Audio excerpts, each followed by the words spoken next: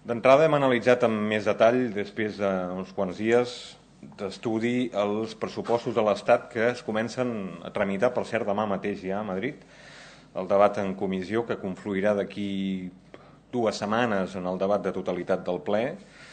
I d'entrada aquests són uns pressupostos que s'han presentat sota el signe de l'austeritat i d'un reforç d'alguns capítols en matèria social, en infraestructures, en recerca i en desenvolupament.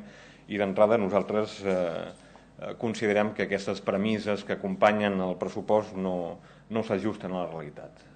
En primer lloc, és discutible que siguin uns pressupostos austers.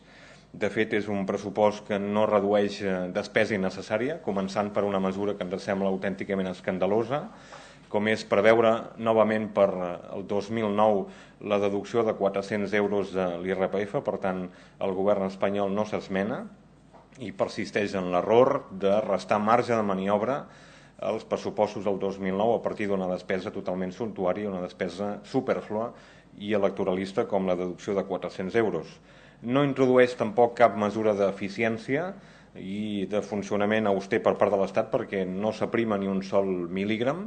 Fins i tot hi ha ministeris com el de Defensa amb prop de 10.000 milions d'euros, que fa que aquests pressupostos, des d'aquest punt de vista, siguin totalment ineficients.